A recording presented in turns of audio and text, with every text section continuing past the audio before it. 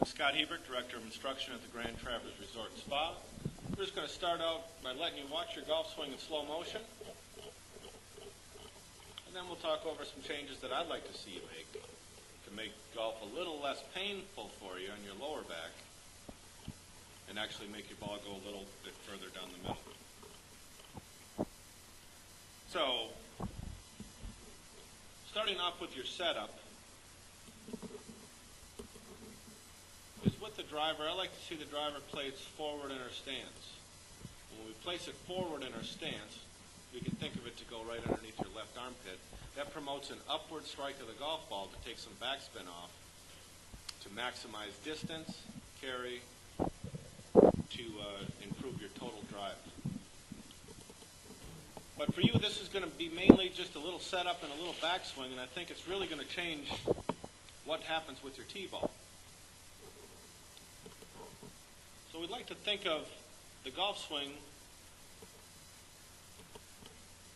as setup and backswing. And if we can make your setup and backswing work, I think we're really going to see a difference. So your arms in the golf club form a Y, and when we take the club back properly, the club moves first, which then causes your hands to move, and then causes your upper body to start to rotate.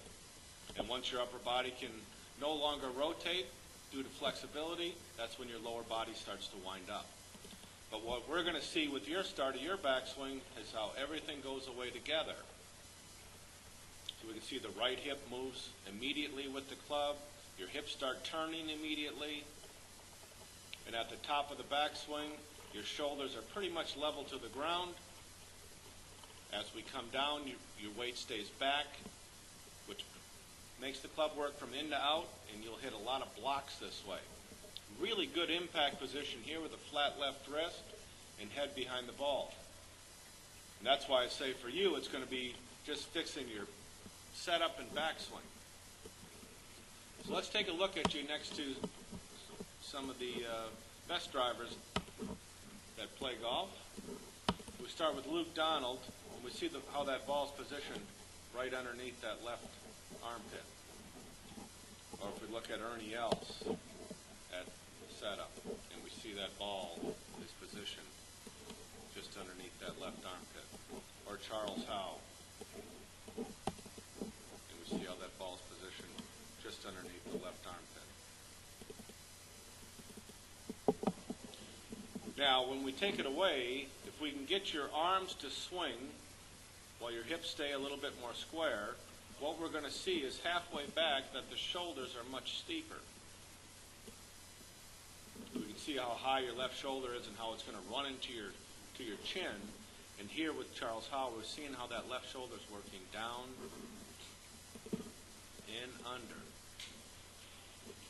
This makes your turn more dynamic, and you're able to generate a little bit more stuff on the golf ball.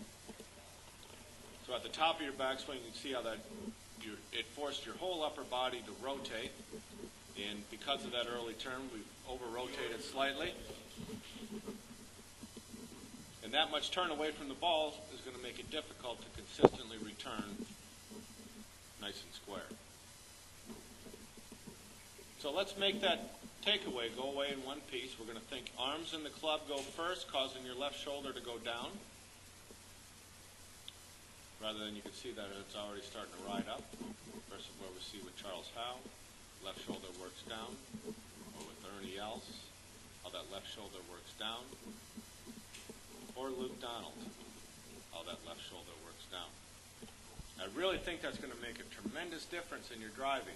Give it a try, and if you have any other problems, please feel free to stop down and see us or give us a call at the Grand Traverse Golf Academy. Thanks, Ricky.